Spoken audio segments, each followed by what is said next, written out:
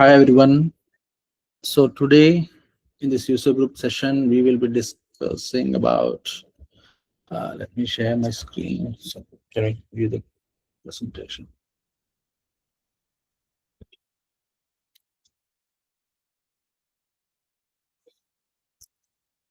So hi folks. Yes, Tilak here from Bits.io as Splunk engineer. So today in this user group session, we will be discussing about Splunk Technology Add-on for Ollama, where we will be discussing about how we are going to eliminate the shadow AI deployments. So today in our agenda, we'll be seeing why local LLMs are exploding in enterprises, pros and cons of running local LLMs, what is shadow AI and why SOC teams care about it, and what are the real issues we have with shadow AI, and then how we are going to mitigate those issues with the help of Splunk TA for Ollama.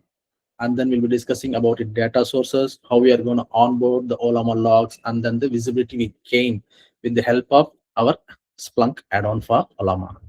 And then we'll be discussing about the threat and risk detection use cases with the help of the data we collected, and then the key takeaways and next steps. So in general, what is local LLMs?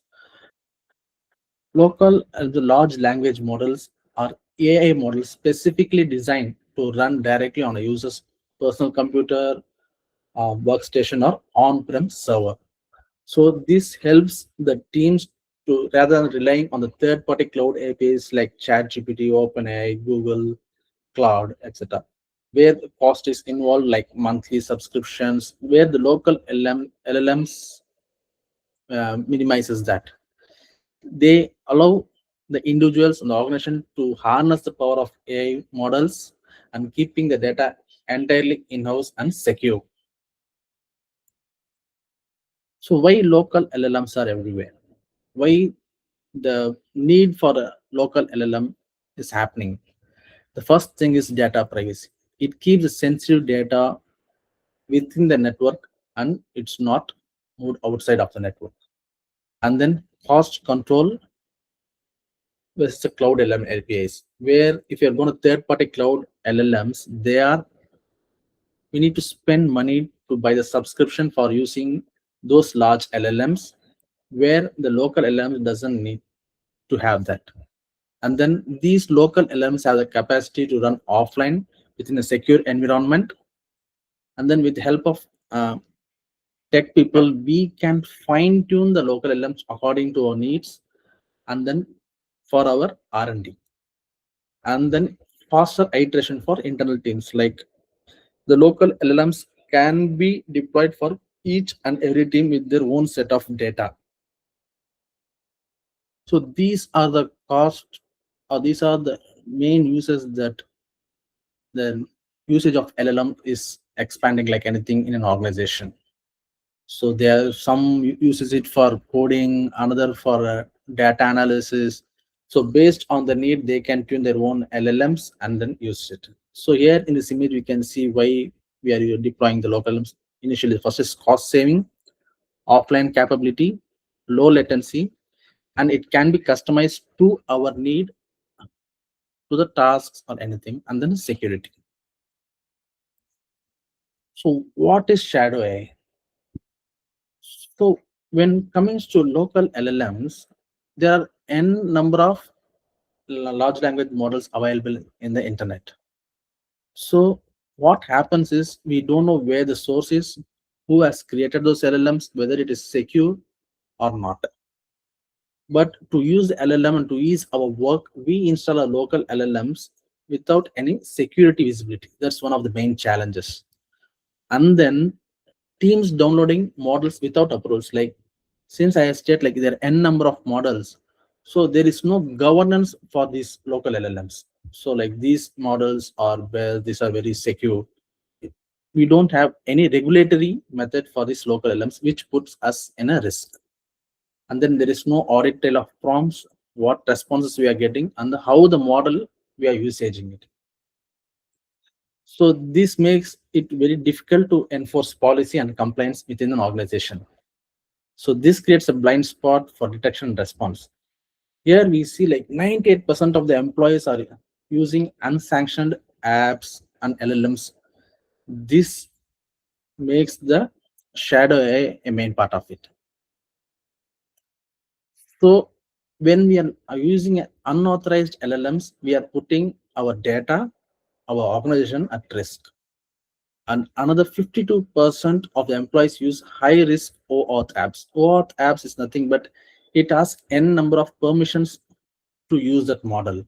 So people in urgent need to do or complete a task within the timeline, they use these models, and then without reading the clauses, they give approval to all the requests the app disposing on us. So which puts us in a great risk. Like we might, without knowing, we might give the read and uh, write permissions to the tab, which which will be helpful for the hackers or any malware which it is in the model to run in our system and put us in trouble. So there are n number of unverified auth apps. So this is where the shadow AI comes to play. So here we'll see about the pros and cons of local LLMs. Why teams are actually loving local LLMs? Main securities, sensitive data stays local, reduce dependency on external vendors like ChatGPT, Gemini, Cloud, etc., where the cost is involved. Here there is no cost is involved.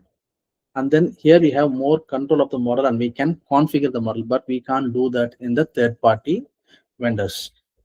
So like it is a better fit for a regulated environments where a typical set of work is done. There they can use the LLMs to enhance their work.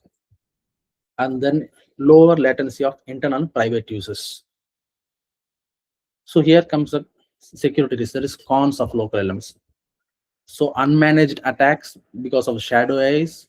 And then if you are downloading unknown models from unknown sources, then we are putting the entire department, the organization at risk. Prompt data might contain, sometimes we might put sensitive data in the prompt, like credentials, PI data, which might be stolen if there is a shadow AI possibility is there. And then ports and runnings running locally, like the lateral movement within the departments of, so there is a chance of lateral movement risk. And it is very hard to monitor the usage patterns across devices. For example, let's take an organization where 100 employees are there. If all the 100 are using the local LLMs for their own task to uh, fast track their work, we don't know how they are using the models and what prompts they are using, what posts are getting access. So we are putting our entire organization and network in risk. If everyone is using at the same time, the local LLMs are huge in size, like mainly like 10 GB to 20 GB, or a small models are available. But this creates, if n number of models are getting downloaded, this causes resource exhaustion. The CPU will be affected, the space will be affected, which will reduce the performance of other important critical apps which we have in our organization. So what are threat scenarios to watch for?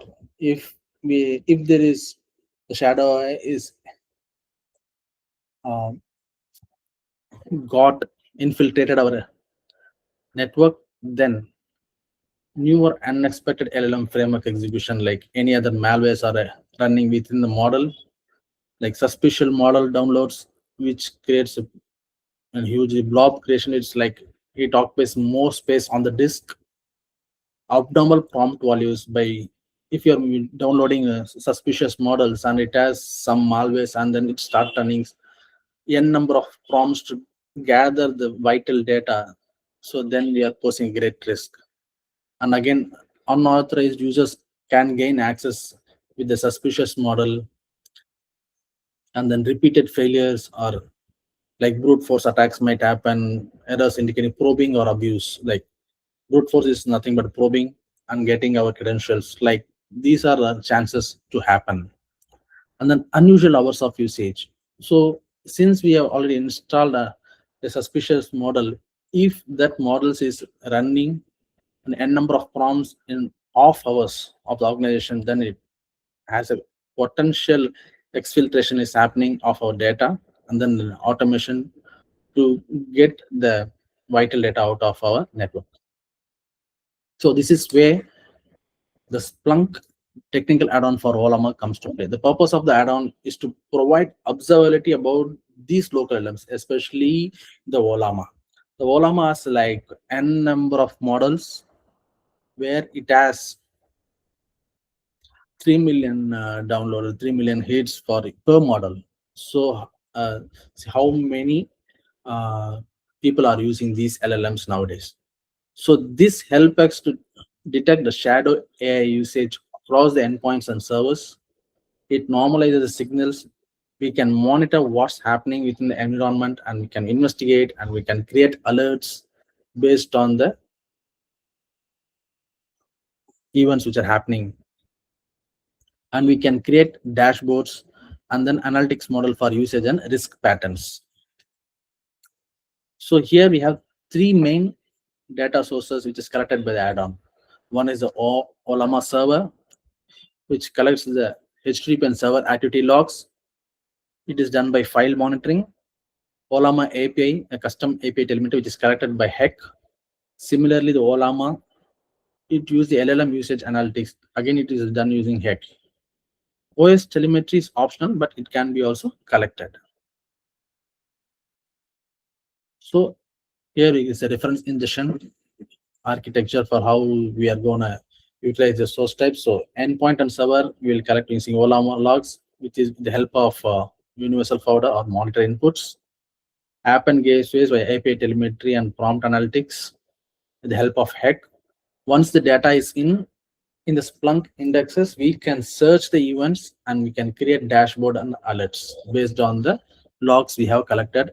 With the help of that, Ollama is SIM compatible, where it is logs are getting moved to the SIM web and alerts. So we can create enterprise security workflows, and then risk-based alerting also can be created, so that which will help us in investigation and reporting. So we can do the incident management also. So once we have the data is ingested, what we'll do is we'll just, here we can have a small,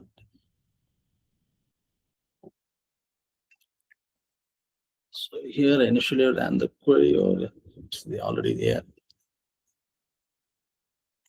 I've installed Ollama in my local system and I've generated logs. So here we can see the events.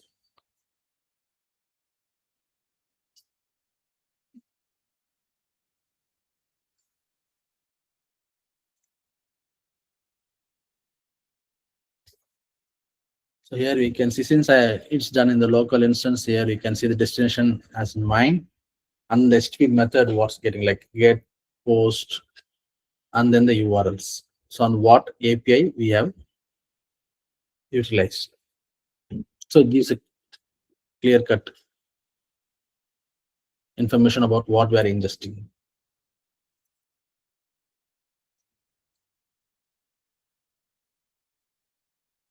Moving on to the next slide. What this add-on helps you to identify. So why are we utilizing this add-on? So we can find which hosts are running Ollama, that is each person, which device is running the Ollama services. So which will help in invent and discovery of it. And then which models are used. As I mentioned, Ollama has n number of models like Llama 3 and Llama 2 and many more. Even DeepSeek models are also available. So we can organize what models can be used, what models are being used in our organization or by the employees. And then we can find which endpoints are being called. We can check the API patterns. And then we can check for latency, errors, failures, so that we can find if the stability is lost or if there is any abuse of signals is happening, we can find that. And then the prompt volume spikes and unusual behavior. Like we can user behavior analytics we can do. Like, but normally a person can type in around 5 to 6 prompts within a minute, but there are let's say like 30 to 40 prompts are getting executed in a minute, then it poses a serious risk. So we can find that with the help of the add-on. So here are the few use case use cases like threat and risk detection use cases. So the first one is a new Ollama is getting installed and first time it's being executed on a host. So this alert will tell us like who is using the Ollama. That is the local LLM. So is the person is or not to do this. So this alert will help us to find insights like who is using the LLMs. And then if there is any new model getting downloaded, like unauthorized models, so we can find that if a new model is downloaded, and then if we find that model is not authorized, then we can take immediate action and we can stop it so that we stop the risk of shadow AI. And then high prompted. So it's possibly high prompted is most related with probing, etc., like possible automation or abuse. Repeated errors like password resets or asking for password in the prompts, like probing and brute force and misconfigs. And dashboards, like we can create dashboards like with what are the top models and who are the top users and apps of and the top endpoints too. And then trend off usage hours, which I already mentioned, like if the model is executing prompts at off hours, then we need to take serious action on it. It's definitely the effect of shadow AI. And then risk-based alerting. Risk-based alerting is nothing but combining two or more events or happenings so that we reduce the alert fatigue. So here few examples like a new host is downloading new model and suddenly we see a high usage. Then this poses a huge risk. So like this, we combine multiple criteria so that we make our alerts a specific one, not any false positives. So another one is like suspicious source app. So we are downloading any app or any model from suspicious sources, and then the user is unknown, then we need to create an alert on that. Repeated failures plus unusual hours. So as I mentioned here, it is like off hours usage. So we can create an alert on that. So by doing this, we reduce the noise by baselining the behavior per host, user, and model. And then we can escalate the incidents only when multiple signals align, not instead of one. So which reduces the false positives, alert fatigues during our SOC team. So here are the few use cases like Ollama abnormal network connectivity. So when we have downloaded a model and we see an abnormal network activity or connectivity issues in Ollama, like non-localhost API access or network errors such as DNS lookup failure or TCP issues or host resolution problems, like if they are happening, then we need to check on that, why it's happening, abnormal network connectivity. So let's run this query.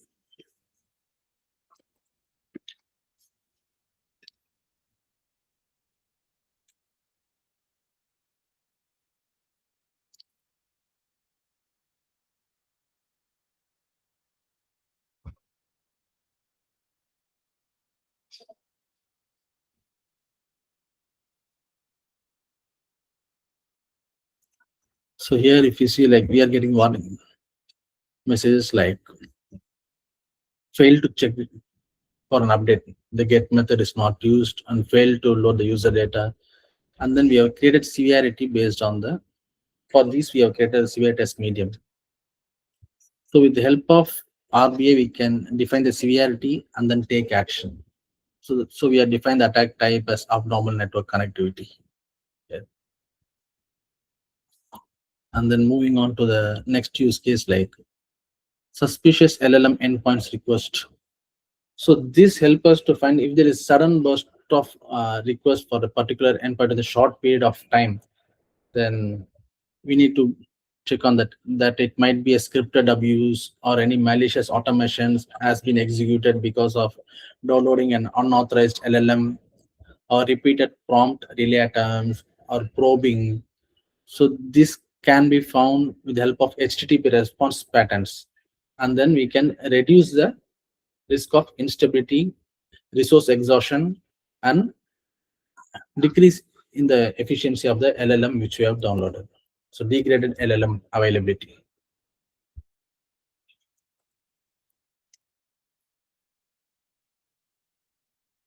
So we have created an RBA risk-based alerting, like if the total events is greater than 10, so it's critical. If it's less than greater than 5, it's high, and if it's less than 1 or more than 1, it's medium. So here if you see, we have like API activity service. The request is executing more than 2 and 3 times the total request for a particular event. So then we need to take necessary action. So since I executed this in my local system, we have few events to be showcased here. But when it comes to a large organization where n number of users are there, this will be very helpful.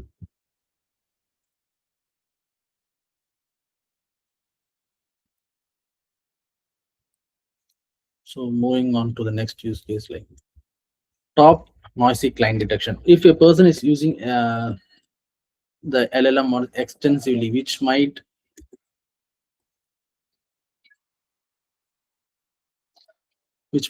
create a degraded LLM efficiency.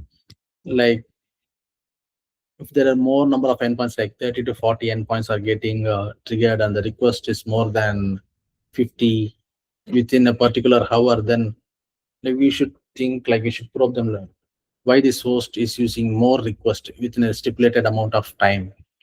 So what's the reason? Is it a valid one, or any malicious things are running because of the unapproved models that the user has downloaded? We can take necessary action based on the results we get. Then moving on to like HTTP method misuse on Ollama APIs. So usually the Ollama use get and post method to get the prompts and the responses. So other than that, you like put, delete, option, trace. This might indicate like API probing or misconfigured client, security scanners, or reverse proxy health checks. So we need to check that what method is getting used. So this shows us which HTTP method is used by the LLM.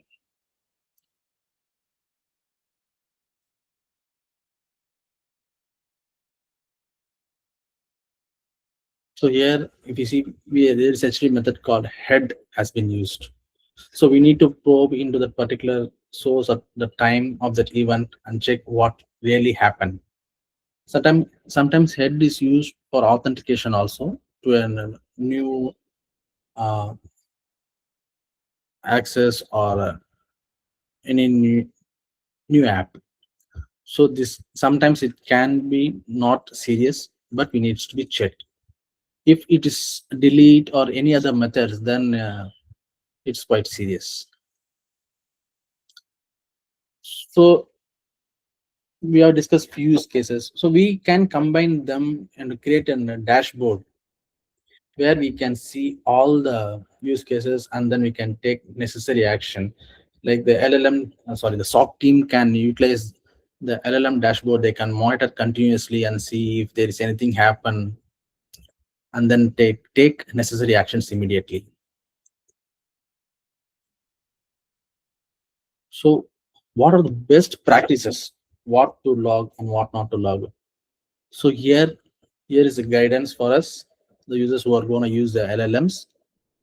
So you should not use raw prompts, but for like avoid using passwords or any PII data in the prompts, and make sure the model we are using is compliant and approved by the organization. If you are going to any do load, take necessary approvals so that we don't put our organization at risk, and then centralize heck telemetry from application and gateways, add retention and access control for LLM analytics. So here the key takeaways of using our Splunk technology add-on for Ollama is local LLMs. They produce major productivity boost for our day-to-day activities, but it new poses a risk of new attack. We are opening the doors to the new attacks.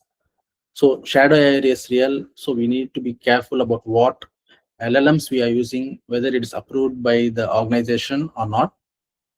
Don't download random LLMs.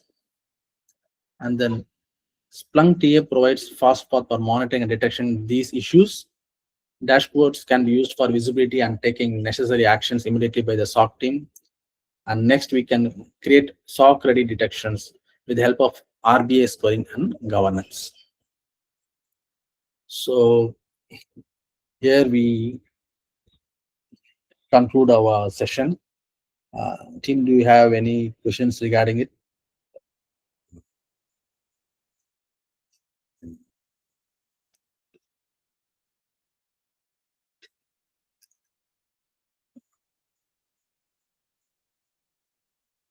Hello? Yes, Tilak. Yeah. So any questions? You can stop recording also. Okay. Yeah. It was a new topic for me also, no? So Mm. just trying to digest. Good stuff though. Yeah. Good one. Yes. Yeah. Did it go, Asha? Did I screw up anywhere? Sorry? Did it go well? Did I screw up anywhere? I'm asking. No. It was like I have not gone through the slides or video earlier, no? But it was good. Whatever you explained, you covered many things. So it's fine. Yeah. Okay. Asha. Should we stop recording? Yeah, Yeah. yeah. Please. I did. I stopped.